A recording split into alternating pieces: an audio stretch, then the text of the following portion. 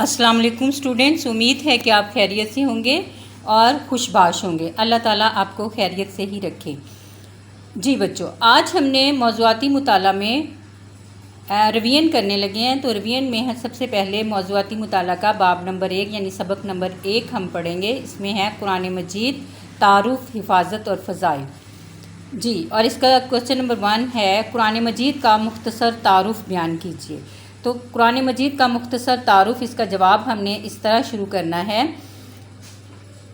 ये मैं साथ में इसकी रीडिंग करती जाऊंगी, नोट्स पर से ये मैं करवा रही हूँ, और साथ में ही इसके मुश्किल अल्फाज के जो भी मानी हैं या जहाँ आपको मुश्किल पेश आ सकती है, मैं उसको एक्सप्लेन करती जाऊँगी। जी बच्चों, अल्लाह ताला ने मुख्तलिफ़ अदवार में यानी मुख्तलिफ़ ज़मानों में इंसानों की रहनुमाई के लिए अंबिया कराम को भेजा और इन पर अपनी किताबें नाजिल फरमाईं, जिनमें से तौरात, ज़बूर, इंजील काबिल ज़िक्र हैं।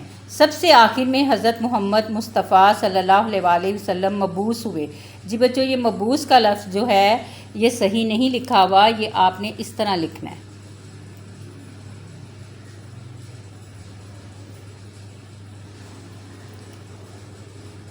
ये मबूस में आइन बाद में आएगा, बे पहले आएगा। ठीक है बच्चों, अब ये देखें, मबूस हुए और इन पर अल्लाह ताला ने अपनी सबसे जामे किताब कुरान पाक नाजिल फरमाई, जो पिछली तमाम किताबों का निचोड़ और इन पर मुहाफिज़ व निगहबान है। इरशाद बारी ताला है,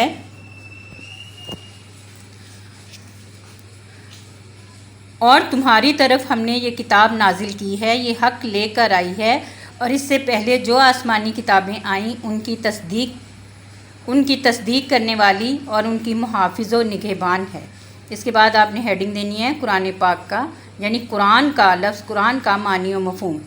लफ्ज़ कुरान किरात से मुश्तक़ है, जिसके मानी बार बार पढ़ना है।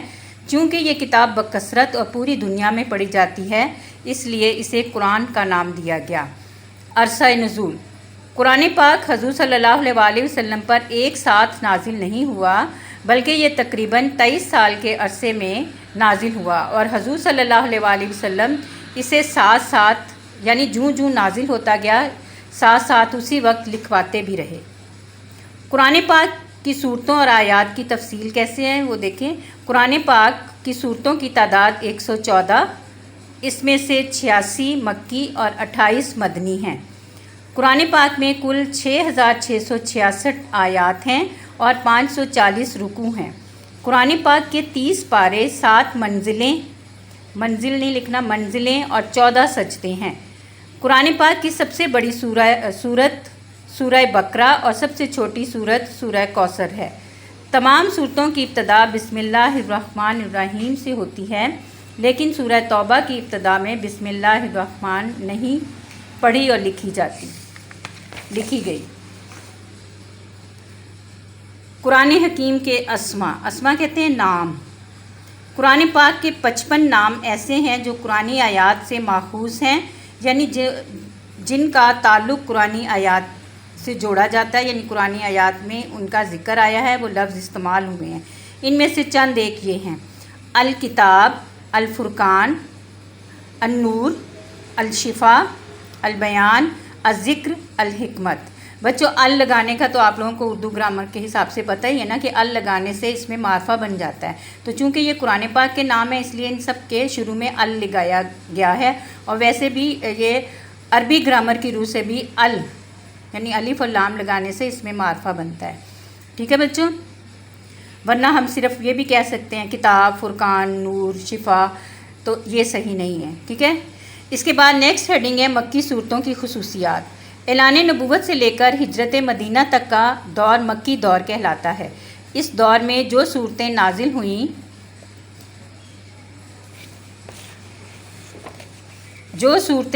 हुईं इन्हें मक्की सूरतें कहा जाता है। मक्की सूरतों में ज़्यादातर अकायद का बयान है। अकायद यानी अकीदे। अकायद में से भी अकीदा तौहीद और अकीदा आखिरत पर ज़्यादा ज़ोर दिया गया है, क्योंकि कुरान पाक जिस माशरे में नाजिल हो रहा था वहाँ हर तरफ शिरक फैला हुआ था। इसलिए ज़रूरी था कि इससे लोगों के जहनों को साफ़ किया जाए। मदनी सूरतों की खुसूसियात। ہجرت مدینہ سے وصال نبوی صلی اللہ علیہ وسلم تک کا زمانہ مدنی دور کہلاتا ہے۔ اس عرصے میں جو صورتیں نازل ہوئیں انہیں مدنی کہا جاتا ہے۔ مدنی صورتوں میں عبادات کا ذکر ملتا ہے۔ جہاد، نماز اور دوسری عبادات مدنی دور میں ہی فرض ہوئیں۔ مضامین قرآن۔ قرآن پاک میں بے شمار مضامین بیان ہوئے ہیں۔ اس کے خاص مضامین میں عقائد، عبادات، معاملات،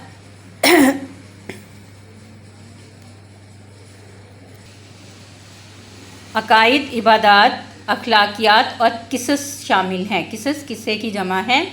قصص کے ذریعے لوگوں کو عبرت دلائی گئی ہے۔ عبرت کیا ہوتا ہے؟ یعنی انہیں سبق دلایا گیا، سبق دینا، کسی بات کو سمجھا کر عبرت دلانا کہ یہ دیکھو، یہ اگر اس طرح کرو گے تو غلط کام کرو گے تو اس کی یہ سزا ملے گی، اور اس طرح قوموں کو سزا دی گئی۔ پچھلی قوموں کو جو گزر چکی ہیں، انہوں نے جب غلط کام کیے، شرک کیا، تو انہیں اللہ تعالیٰ نے کس طرح سزائیں دیں۔ قرآن کا موضوع۔ قرآن پاک کا موضوع انسان ہے، اس لیے اس میں انسانی زندگی کے تمام پہلوؤں کے متعلق رہنمائی ملتی ہے۔ اس میں میاں بیوی کے حقوق سے لے کر رعایا تک کے حقوق بیان ہوئے ہیں۔ اس کے علاوہ عدل و انصاف، ایفائے عہد، امانت و دیانت اور صبر و تحمل جیسے اعلیٰ اصول پیش کیے گئے ہیں۔ اسلوب بیان۔ اسلوب بیان کہتے ہیں بچوں بیان کرنے کا انداز، طریقہ۔ قرآن کا اسلوب بیان اور طرز استدلال۔ طرز استدلال مطلب دلائل دینے کا طریقہ بے نظیر ہے، یعنی بے مثال ہے۔ یہ نہ نظم ہے نہ نثر ہے، لیکن سننے والے پر عجیب و غریب کیفیت طاری ہو جاتی ہے۔ قرآن کی ترتیب۔ قرآن کی ترتیب دو طرح سے ہے، ترتیب نزولی اور ترتیب توقیفی۔ بچوں ترتیب نزولی سے مراد ہے کہ جو نازل ہوتے وقت جو ترتیب دی گئی قرآن پاک کی، اس کو نزولی کہتے ہیں، اور ترتیب توقیفی جو بعد میں مختلف صورتوں کو کس طرح ترتیب کے ساتھ آگے پیچھے رکھا گیا، اس کو ترتیب توقیفی کہتے ہیں۔ آج کل جو قرآن پاک ہم پڑھتے ہیں اور جس ترتیب کے ساتھ ہمارے پاس ہے، وہ ترتیب توقیفی ہے۔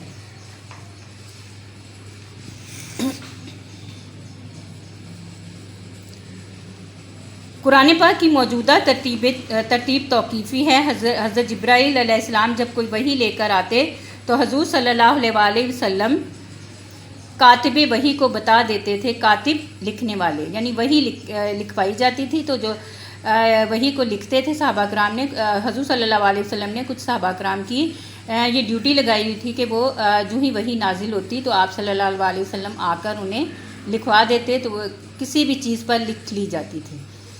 تو کاتب وحی کو بتا دیتے تھے کہ اس آیت کو کس صورت میں اور کس مقام پر شامل کرنا ہے۔ اس طرح اس کی وہ ترتیب دی گئی جس سے اللہ تعالیٰ نے اپنے نبی صلی اللہ علیہ وسلم کو آگاہ فرمایا۔ قرآن کا معجزہ۔ قرآن کا سب سے بڑا معجزہ اس کا محفوظ ہونا ہے۔ اس کی حفاظت کا ذمہ خود اللہ تعالیٰ نے لیا ہے، اس لیے ہر طرح کے رد و بدل سے محفوظ ہے۔ قرآن پاک کو پڑھنے کا بے حد ثواب ہے۔ اس پر عمل کر کے کوئی بھی قوم تہذیب و تمدن کی بلندی کو چھو لے گی یا چھو سکتی ہے۔ حضور صلی اللہ علیہ وسلم کا فرمان ہے کہ اللہ تعالیٰ اس قرآن کی وجہ سے بہت سی قوموں کو ترقی دے گا اور بہت سی قوموں کو گرا دے گا۔ جی بچوں، یہ پہلا سوال ہے، یہ اس میں قرآن پاک کا مختصر تعارف بتایا گیا، یعنی خاص جو اس کی باتیں ہیں، ورنہ قرآن پاک کے بارے میں ہمارے پاس بہت سی معلومات ہوتی ہیں، اور جتنی بھی ہم اس کی صفات اور معلومات اس کے بارے میں جو ہیں بیان کریں کم ہیں۔ لیکن 5 نمبر کے حساب سے یہ سوال کا جواب بالکل صحیح ارینج کر کے آپ کو دیا گیا ہے، تو اس کو آپ نے اچھی طرح یاد کر لینا ہے۔ اب ہے سوال نمبر 2۔ سوال نمبر 2، قرآن پاک کی حفاظت کے بارے میں آپ کیا جانتے ہیں؟ جی بچوں، اللہ تعالیٰ کا ارشاد ہے، اِنَّا نَحْنُ نَزَّلْنَا الذِّكْرَ وَإِنَّا لَهُ لَحَافِظُونَ۔ بلا شبہ یہ ذکر ہم نے نازل کیا ہے اور ہم ہی اس کی حفاظت کرنے والے ہیں۔ سورہ حجر کی یہ آیت ہے۔ قرآن پاک کی حفاظت کا یہ وعدہ اس طرح پورا ہوا کہ 1400 سال گزرنے کے باوجود اس کے زیر زبر میں بھی کوئی تبدیلی واقعہ نہیں ہوئی۔ قرآن پاک کو حفاظت ایسی زیر زبر میں کوئی تبدیلی واقعہ نہیں ہوئی جو معنی کو بدل دے، یعنی جس سے مطلب کچھ بدل جائے۔ قرآن پاک کو حفاظت کے لحاظ سے مختلف ادوار میں تقسیم کیا گیا، یعنی مختلف زمانوں میں۔ عہد نبوی میں حفاظت قرآن، یعنی حضور صلی اللہ علیہ وسلم کے دور میں قرآن پاک کی کس طرح حفاظت کی جاتی رہی۔ قرآن کی حفاظت کا کام پہلی وحی کے نزول سے ہی شروع ہو گیا تھا۔ جب بھی قرآن پاک کی کوئی آیت نازل ہوتی، آپ کاتب وحی کو بلواتے اور نازل شدہ آیات لکھوا دیتے تھے۔ اس کے ساتھ ہی مسجد نبوی میں ایک مقام متعین تھا جہاں نازل شدہ آیتیں لکھ کر رکھ دی جاتی، وہیں سے صحابہ کرام اسے نقل کر لیتے اور یاد بھی کر لیتے تھے۔ اس وقت قرآن پاک درختوں کے پتوں، چمڑے، اونٹ کی چوڑی ہڈی اور دوسری اشیاء پر لکھا جاتا رہا۔ جب قرآن پاک مکمل ہو گیا تو یہ مختلف چیزوں پر لکھا ہوا بھی محفوظ تھا اور صحابہ کرام کے ذہنوں میں بھی محفوظ تھا۔ اس کام میں مردوں کے ساتھ ساتھ عورتوں نے بھی بڑھ چڑھ کر حصہ لیا۔ ہر سال رمضان میں حضرت جبرائیل علیہ السلام نازل شدہ حصہ، یعنی قرآن پاک کا نازل شدہ حصہ حضور صلی اللہ علیہ وسلم کے ساتھ مل کر دہرایا کرتے تھے۔ جس سال حضور صلی اللہ علیہ وسلم کا وصال ہونا تھا، اس سال حضرت جبرائیل علیہ السلام نے آپ صلی اللہ علیہ وسلم کے ساتھ مل کر قرآن پاک 2 مرتبہ دہرایا۔ تو یہ آپ نے یہاں پہ غلطی ہے، اس کو صحیح کر لیجئے گا۔ کیا بولا ہے میں دوبارہ بولتی ہوں۔ اس سال حضرت جبرائیل علیہ السلام نے حضور صلی اللہ علیہ وسلم کے ساتھ مل کر قرآن پاک 2 مرتبہ دہرایا تھا۔ عہد صدیقی میں حفاظت قرآن، بچوں اس کو تدوین قرآن بھی کہا جاتا ہے۔ عہد صدیقی میں جس طرح حفاظت قرآن ہوئی اس کو تدوین قرآن بھی کہا جاتا ہے۔ تو یہ کوسچن جو 2 نمبر کا آتا ہے، اس میں اگر آ جائے کہ تدوین قرآن کے بارے میں آپ کیا جانتے ہیں تو آپ نے یہی والا لکھنا ہے۔ جی، عہد صدیقی یعنی حضرت ابوبکر صدیق رضی اللہ تعالیٰ عنہ کے دور میں حفاظت قرآن۔ حضور صلی اللہ علیہ وسلم کی وفات کے بعد بہت سے لوگوں نے جھوٹی نبوت کا دعویٰ کر دیا۔ حضرت ابوبکر صدیق رضی اللہ تعالیٰ عنہ کو ان کی سرکوبی کے لیے بہت سی جنگیں لڑنا پڑی، جن میں سے ایک جنگ یمامہ تھی۔ بچوں یہ سرکوبی کا مطلب ہوتا ہے کہ ان جنگوں کو ان کی اس حرکت کو روکنے کے لیے اور ختم کرنے کے لیے بہت سی جنگیں لڑنا پڑی، جن میں سے ایک جنگ یمامہ تھی۔ اس جنگ میں 70 حفاظ قرآن شہید ہوئے۔ حفاظ قرآن یعنی قرآن پاک کے حافظ۔ جنگ کے اختتام پر حضرت عمر رضی اللہ تعالیٰ عنہ نے حضرت ابوبکر صدیق رضی اللہ تعالیٰ عنہ سے عرض کیا کہ اگر اسی طرح حفاظ قرآن جنگوں میں شہید ہوتے رہے تو یہ ایسا نہ ہو کہ قرآن ختم ہو جائے، اور اس لیے آپ اسے کتاب کی صورت میں تشکیل دینے کا اہتمام کریں، یعنی کتاب کی صورت میں اس کو لکھ لیا جائے۔ حضرت ابوبکر صدیق رضی اللہ تعالیٰ عنہ نے فرمایا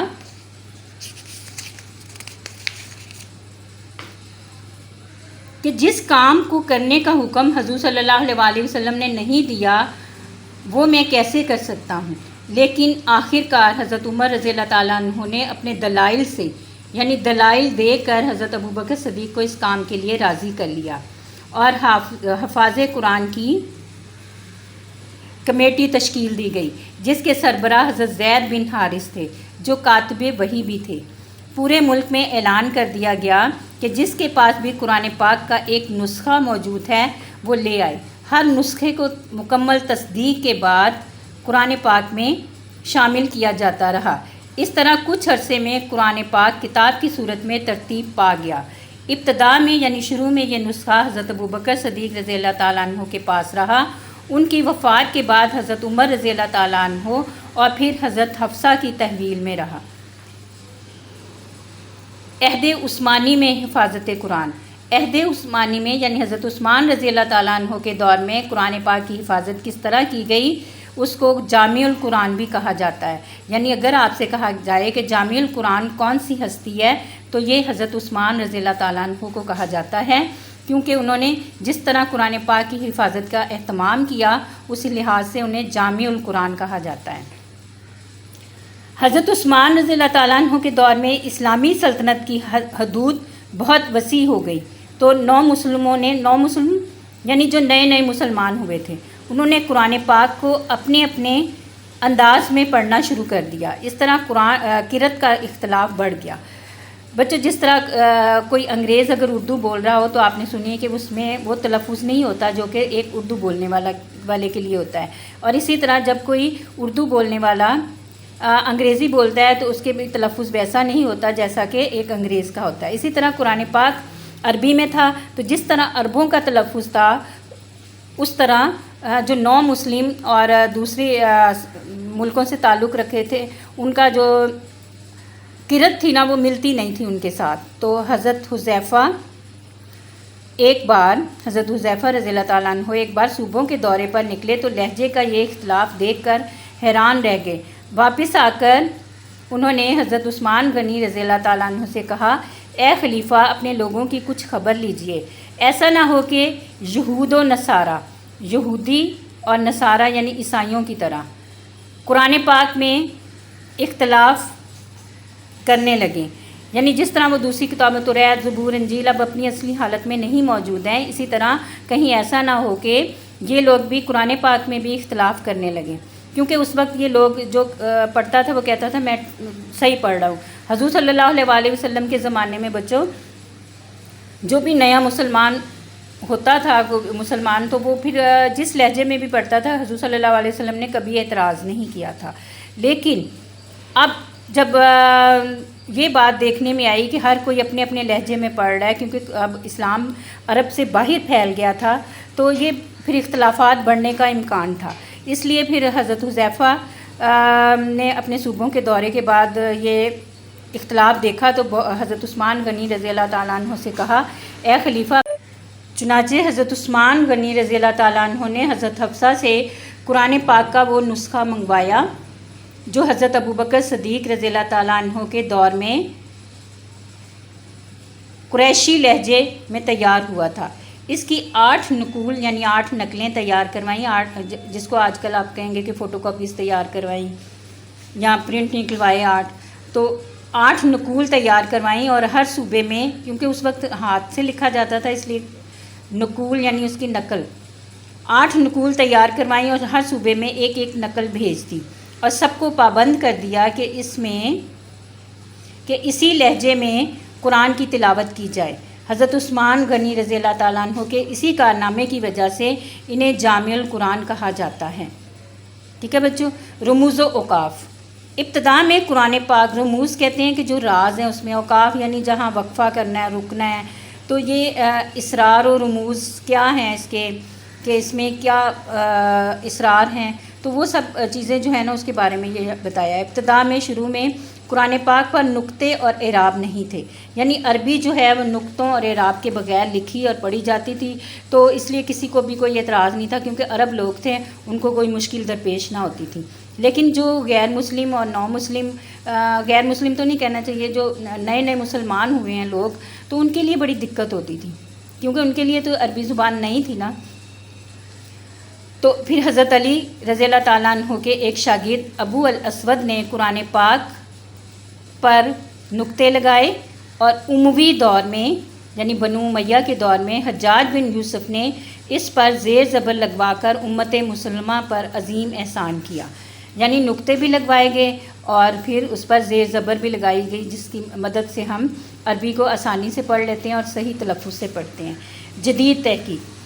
جرمن کی میونخ یونیورسٹی نے اس بات کی تصدیق کرنے کے لیے کہ مسلمانوں کا یہ دعویٰ کس حد تک درست ہے کہ یہ کتاب ہر قسم کے رد و بدل سے محفوظ ہے، 40,000 قرآن پاک کے نسخے جمع کیے، اور وہ حیران رہ گئے کہ ان نسخوں میں زیر زبر تک کی کوئی غلطی نہ تھی۔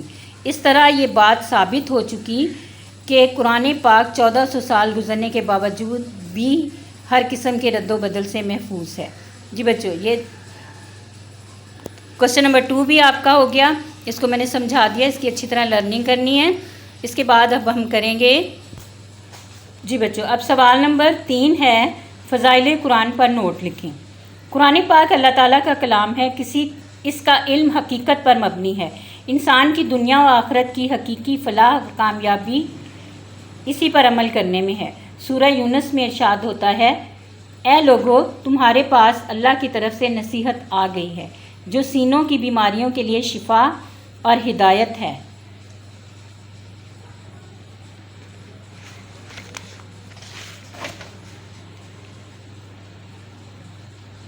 اور تمام بیماریوں یا تمام لوگوں کے لیے رحمت ہے۔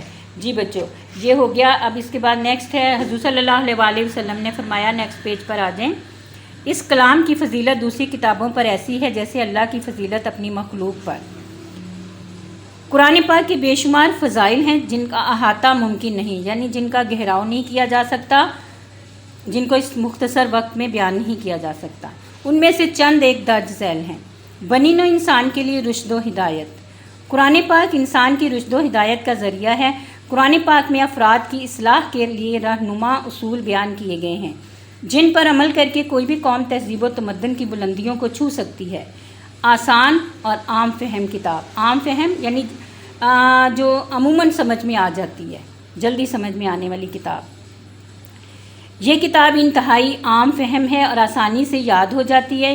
یہی وجہ ہے کہ لاکھوں حفاظ کے دلوں میں محفوظ ہے، یعنی حافظ قرآن کے دلوں میں محفوظ ہے۔ ارشاد باری تعالیٰ ہے، اور ہم نے قرآن پاک کو نصیحت کے لیے آسان کر دیا، پس کوئی ہے جو نصیحت حاصل کرے۔ بچوں یہاں پر حاصل کا اضافہ کریں، ٹھیک ہے، یہاں پر لکھ لیجئے گا۔ منفرد اسلوب بیان، یعنی بیان کرنے کا منفرد انداز، نمایاں انداز۔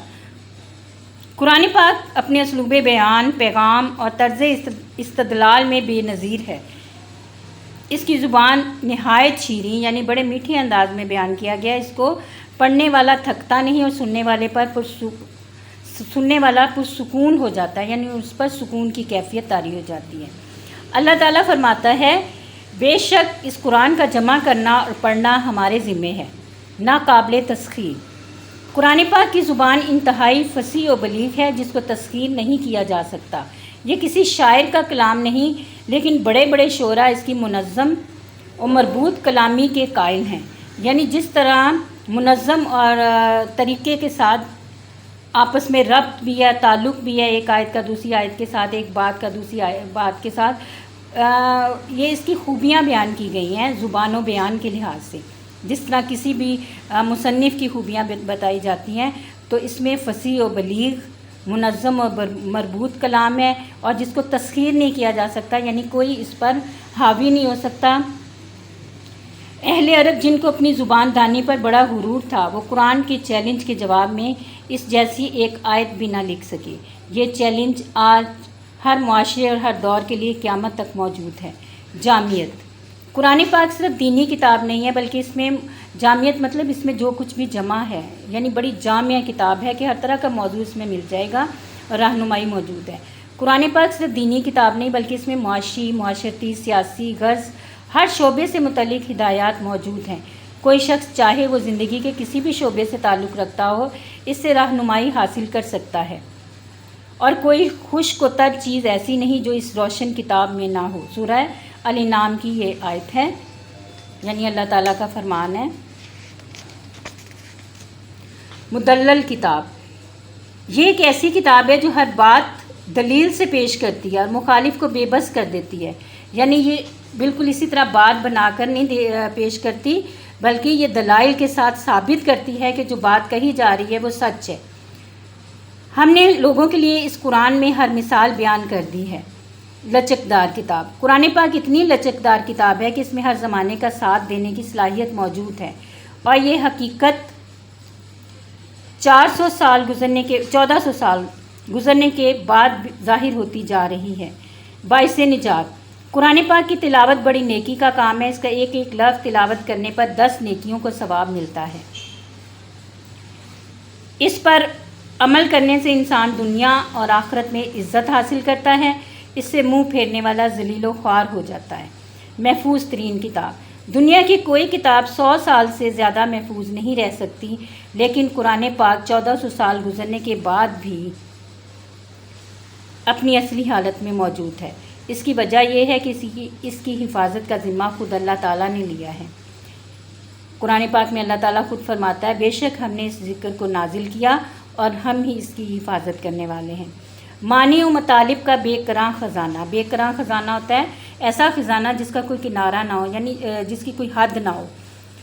تو اس میں معنی و مطالب، یعنی ایسے ایسے معنی اور مطلب سمجھ میں آتے ہیں کہ اس کو خزانہ کہا گیا ہے۔ اللہ تعالیٰ نے قرآن پاک میں بار بار غور و فکر کی دعوت دی ہے۔ جب انسان اسے سمجھنے کی کوشش کرتا ہے تو اس پر ایک لفظ کے کئی معنی ظاہر ہوتے ہیں۔ جدید سائنسی ترقی کا راز انہی معنی و مطالب میں پوشیدہ ہے۔ دائمی زبان، دائمی ہوتا ہے ہمیشہ رہنے والی، دائمی زبان قرآن پاک بچوں دائمی اس لیے کہا گیا کہ فرشتوں کی زبان بھی عربی ہے، کیونکہ عربی میں یہ قرآن نازل ہوتا رہا، اور اللہ تعالیٰ بھی کلام جو ہے وہ عربی میں ہی کرتا رہا، اور حضور صلی اللہ علیہ وسلم کی مادری زبان یا ان کی بھی جو زبان تھی وہ عربی تھی۔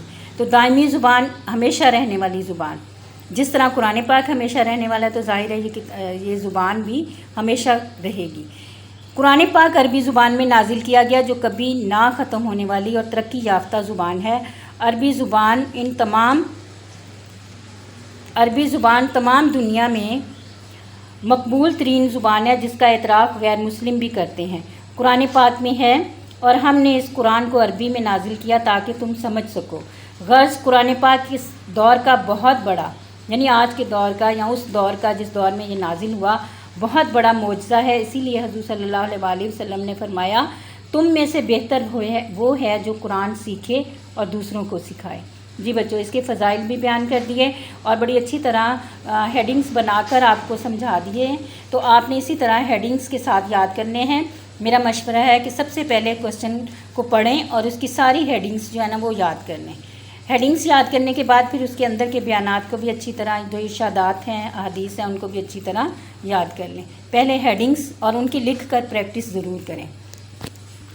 بچوں یہ حسب معمول یہ دیکھیں، پہلے بھی آپ لوگوں کو بتایا تھا، یہ اس کے ایم سی کیوز بھی جتنے ممکن ہیں بنا کر دے دیے گئے ہیں، اور یہ کافی حد تک آپ کے پورے سبق پر